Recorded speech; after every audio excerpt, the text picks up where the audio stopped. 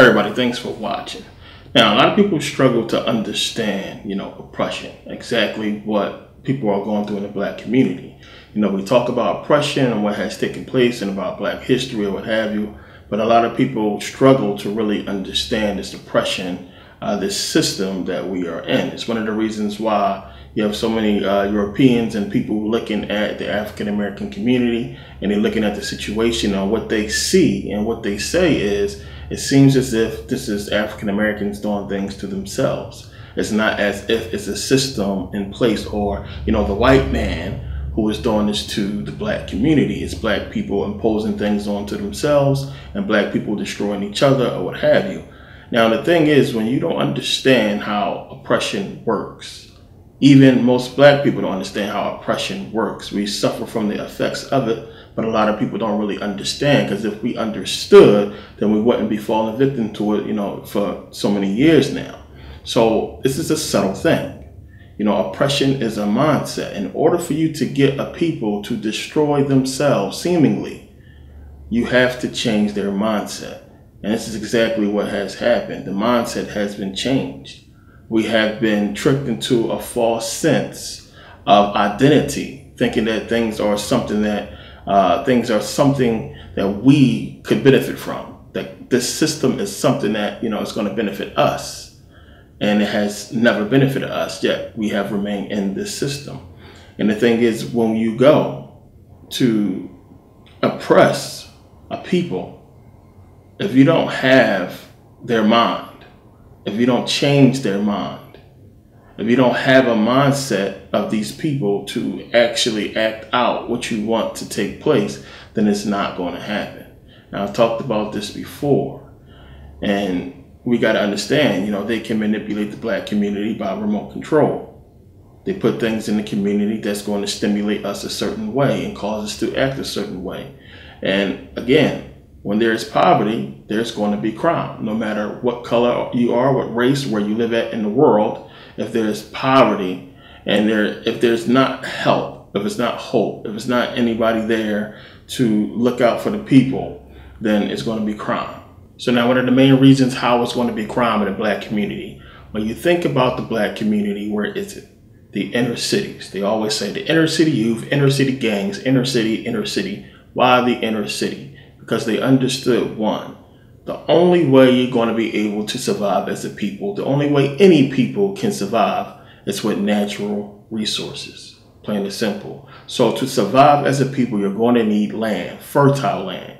You're going to need plants, you're going to need animals, and you're going to need enough natural resources to sustain them as well. So if you put a group of people, if you push people to the inner city, where there is no fertile land, not just that, where people lack the knowledge to understand about farming in the first place, because we basically lost that, and we got encompassed in this whole, so-called white man's world, and and moving into the cities and understanding how things work and getting jobs and industry and what have you. A lot of people lost touch with understanding how to farm. And if you're not from the South, typically most people don't understand how the system works. So the South, we know, has the majority of farms. And when you go outside the inner cities, you go outside to the cities, those fertile lands are already owned by people. You can't leave the inner city and just go walk around and find some land and start, planting some seeds. That land most likely is owned by a person, and that person is probably white. So when you push people into an inner city, there is no natural resources for them to sustain themselves. They don't understand about farming in the first place. Then there's going to be crime. And they understood that. So you can't just go and grow food. And you might have one or two people who have, land in their backyard where, they understood how to plant and grow fruits and vegetables or what have you. But those are small cases. Certain people in certain places that understand this. And I remember growing up, we had a peach tree in our backyard. I know we had another neighbor that had a pear tree, but it certainly wasn't enough fruit to feed the entire neighborhood. So you had this problem. And this is one of the reasons why we was pushed into the inner city. So now you're forced to, fend for yourself and figure out how to work and how to hustle and to make money and to do what you got to do, to feed your family. So this is already an environment that's going to produce poverty and crime. And we're all in it. we were all in it, and everybody's struggling to get out of it and to understand what's going on. That's one of the main things, was the frustration in the Black community, because when you don't have, you get frustrated. You know, when people don't have money, when they're looking at their brothers and sisters starving and their mom and everything like that, you get frustrated and you want to go do something. You get angry and you go out and you do, you know, careless things. So this is the environment, you know, that we were forced to live in. Now, we can keep talking about the past and about everything they have done to us and are doing to us, but we need to understand the facts and what is in front of our face. It's not going to stop. It's not. And this is what I was talking about before. You need to understand that it's not going to stop, because our mindset is still the same. If we don't change our mindset, then nothing is going to change. Plain and simple. And, you know, so many people act now and do things and don't even understand why they do them. Don't even understand if that's really what they want, or if it's really going to result in something positive or some kind of change. So you get so many people going out there, as I said, marching, and marching used to work. It was something that really united people, but Black people was more united back in the 60s. Not so much now. If that was the case, then we would all be out there. If it was like the 60s and the 70s, then our problems would have been solved, because Black people were more powerful then. We were more strong, more united as a people. And when something went down, we didn't ask any questions. Everybody rallied and, you know, took charge. You can't get a bunch of Black people to, you know, not take the bus today. It's just not going to happen. I got to be to work. I got to do this. I got to pick up my kids from daycare. It's not going to happen. You can't get a bunch of Black people to walk off the job. I got to pay bills. I got to pay rent. It's not going to happen. They turned us into a me society, a me, you know, civilization of people, and everything is about me, and people don't think about the overall picture, because now, you know, we have these identities. Everybody has the identity of who they want to be and who they're trying to be and who they think they are. And the identity that we claim as being, you know, Black people, we don't really act like, you know, we care about their identity. People seem to care more about the identity that they chose for themselves. You know, what they think they want to be and who they think they are. And when you pay attention to these identities that people created, most of them, you know, they need this system to exist, to go on. And that's something that people struggle with deep down. You want to be a superstar, an entertainer, or what have you. You want this job, you want to do that. Then you need this system. You don't really want this system to go. And that's one of the things that, you know, white people struggle with in America. You know, they understand the oppression of the government. They understand what's going on. Some people try to act like they don't, and they deal with the guilt, and they want to act like it's just Black people doing things to themselves. But they understand that, hey, something is not right. You know, this system is not treating Black people fairly. They get that. And you get some people who do march, who do protest, and, you know, deep down inside, and most of the people, they understand that if this system falls, if the government system falls, then what? See, they have, you know, pushed white people in America, you know, to a point. You have white people who have been taken care of very well by the system, treated really good by the system, hundreds of years. And occasionally something goes wrong and they bitch and complain, but really, they don't want to get rid of the system, because the system has taken good care of them. So they got to think about that. How far am I willing to go? Because if this system goes, then what? We know that we're white, and under this white system, we're being treated good. What happens is if the system change? We're certainly not thinking about, you know, turning the system over to African Americans. Then what? What will they do? So you got to think about that. You got to understand that this mindset exists, and people feel this way, and deep down, there's only a certain point that they're willing to go to.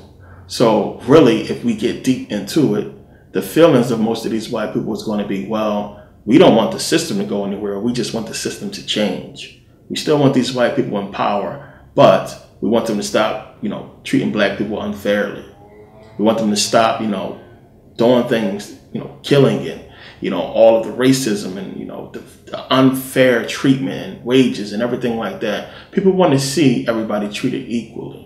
But that's not going to happen as long as this system exists. So a lot of people talk about, you know, this is the new slavery. The whole system is designed around us being slaves. And these people are correct. When you look at the system and the way things are, it is designed for us to be the new slaves, followers. And that's exactly how the society is basically built, for us to be followers. Everything we do is in following something that we've seen. We're following the television. We're following the trends. We are followers. The thing is, what we are following is not leading to us growing economically at all. It is leading to our downfall. So we are a system of followers. And everybody talk about being unique and their own person and being real and 100. Everybody is following something. You are a follower of something, plain and simple. So when we look at, our economic situation, it's horrible. It's crazy. And it's due to a lack of real leaders, as I said before. And we don't have people coming forward with new ideas specifically for Black people to help us grow economically. And then when we do see them, it's something to it. It's something wrong with it, or it's not really given to us by a Black person. We can see the flaws in a system that's being pushed, how it's going to hinder us down the line. So a lot of people don't follow, such things. For the most part, we go with what we accept what we are given in a Black community. Whatever they give us, we have no choice but to take it. But as far as growing economically, there is nobody coming to the inner cities pushing new economic plans that's really going to take the inner city, Black community from the state that it's in to a different level. It's not happening, because the mindset is not there, from the people. It's going to take the people to do such a thing. It's going to take the people coming together and figuring out something. We're not getting help from these rich Black folks coming back to the inner cities trying to take it to a different level. We're not seeing that. And we're so caught up in following that we don't realize that, damn, the people who could take us to this next level that can help the Black community are not doing so. Yet we see them pushing for other things, and we follow along with that and what they pushing, and don't realize, well, wait a minute, where is the new plan for the Black community? So we're looking at what's going on in Houston, and everybody is jumping on Instagram, and you got celebrities speaking out about, donating to the Red Cross for Houston or what have you, help Houston. And don't get me wrong, yeah, people definitely need help. But where were the Black people? Where were the Black celebrities, last week, a couple weeks ago, coming up with a plan to help the inner cities, to help the Black community, to do something big, to take the Black community to the next level? We don't see that. We see them pushing and promoting something that's not going to benefit Black people. And now when you look at what's going on in Houston, you got a lot of people coming out saying that the Black people there not getting no help. That, the rescue boats are passing Black people by, laughing at them, which is sick. I hope those stories ain't true, but I'm starting to see more and more people talking about the same thing. So the Red Cross is known. They're known for not putting the money where it's supposed to go. Plain and simple. We see what happened with Haiti. We see what happened with Katrina. You have a lot of people still suffering from the effects of those events, and nothing is being done. They are very skilled at understanding how we're going to move and how we're going to act. And again, when people say that they're conscious and woke and they escape the matrix and all this and that, these are people who can see it now. You can look back and see it, and it's a joke. And what's going on in Houston is not a joke, but I'm looking at the situation and I know exactly what it is. We've seen it before. It's a distraction from many different things. Some things that was talked about, it's not going to be talked about no more because of Houston. Another distraction. And we don't want to accept the fact that, this could be something other than, a natural disaster. We look at it as that, what they tell us in the media. And it's a distraction. So you got people talking about that, people talking about Joel Osment, what happened with his church and everything. And it's distracting us from so many different things that's happening. And we're not on the ground there in the Black community. So we don't know exactly what's taking place. So we can only rely on the reports that we're getting from the Black community, and people saying that they fishing themselves out of the flooding zones, and they taking themselves out of the zones and saving themselves and trying to save other people, and it's not much help coming there. So again, we falling for the same shit, once again.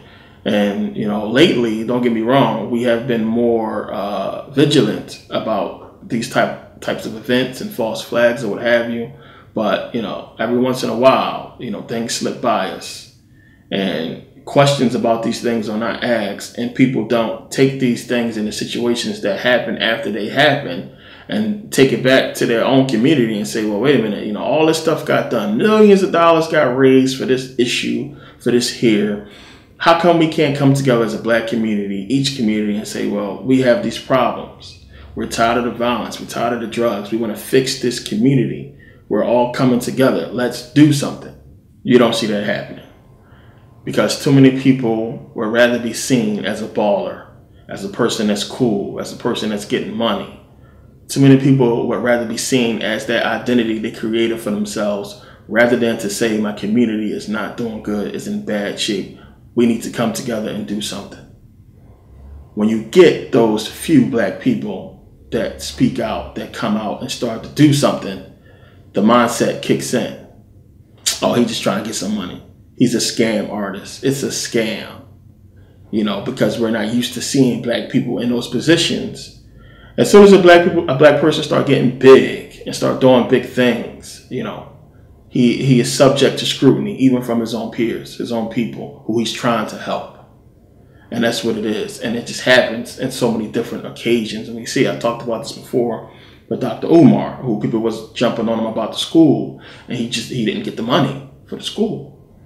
And there is a reason for that. It's a lack of support, one, from the black community, but two, also, the reason why I spoke about this before, there is a system in place to hinder that. And you don't understand because you can't jump into the computer system and understand how stuff works. You know, I gave my example because I'm suffering from the same thing, and I'm pretty sure others are as well who's trying to do something positive for the black community.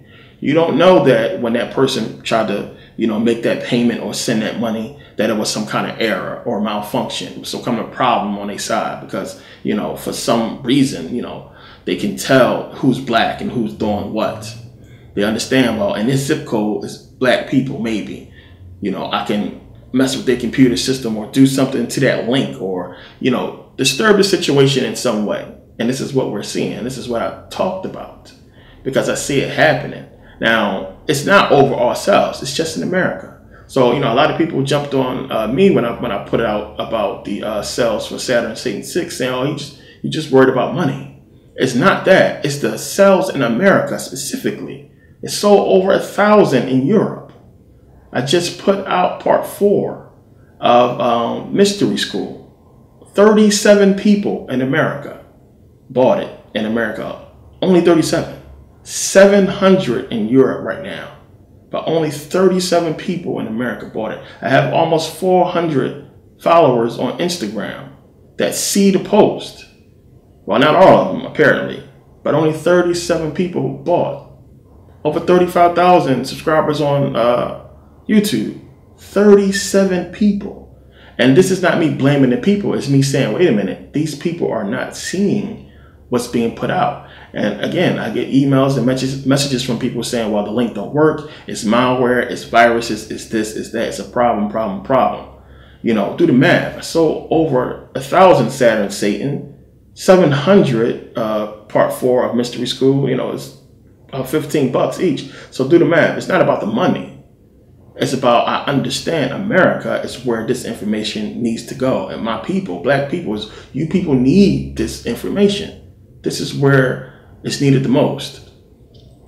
So of course, you know, I want to make sure that people are getting it because it's good information. If you're seeing it, you understand what I'm talking about. And also because I get a lot of emails and people who complain as if, you know, it's something on my part that I'm doing something wrong, you know, why it's not working, what's going on, you know, and it's not me. So it's things like this is what I'm talking about that's hindering the situation and the progress of change in the black community because there are things in place. So as I said before, I try to put videos out and you know, I get a lot of views on the YouTube videos. So hopefully people will see that and support that way because I have to pay Instagram and Facebook for, you know, to sponsor the ads, to, you know, put them on the timeline so people can see, you know, what I'm putting out. And then I don't even know if people are actually seeing it. I don't even know if, you know, what I'm paying for is actually being done. You can only, you know, hope, because I can't see everybody's timeline and see if they're seeing the ad or what have you. So, you know, these are things that you got to think about. You know, it's a lot of people on social media that is, you know, pushing for change and trying to help black people. And of course, the powers that be understand that, and they are not going to really allow us. I mean, think about it. Are they really going to allow that to happen? You know, if a person did amass, you know, millions of followers and really start putting something together to, you know, have change, they hinder everything that we do. So is it going to happen? We don't know. We don't know. But, you know, you can only surround yourselves by things to protect you in so many different ways. But, you know, at the end of the day, you don't really know what's going to happen. You can only do what you hope will work. And, you know, I'm on a mission right now to really get my program off the ground, to get this whole system out and working. This is something that's going to cost well over $1 million. And I'm prepared to put, you know, at least, you know, $700,000 of my own money into the project over time. And this is something, as I said, that will get done, because it's a system that we're going to need. It's a social media site that we're really going to need, because I'm telling you, this shit is not going to last. They're not going to allow us to keep doing this. And as I said before, I seen it with YouTube, and I knew they was not going to let people just keep putting out the truth without in some way hindering it. So they suckered people in, and now people have to decide whether to put out the truth, put out facts and actual research, or to get paid.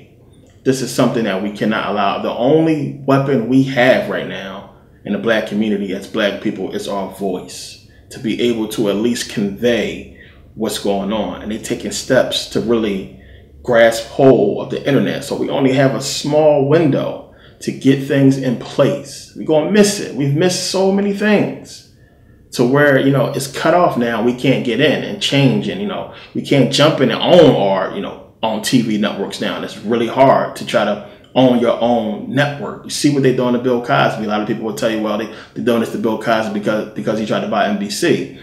It's tough. We missed that bus. We missed that bus.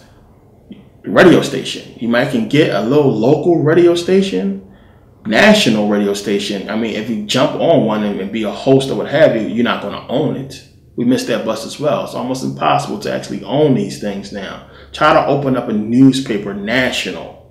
You know what I'm saying? We missed those buses of media. It's not going to happen. This is it. And if we miss this bus, this is the future. This is it. It's the digital age. If we miss this bus and don't get things in place that's going to help us, that's going to take us forward into the next 20, 30, 100 years from now and help us grow as black people, that's game. It's game. Am I the only person who can see this? I'm not. Believe it or not, there's other people as well that understand this.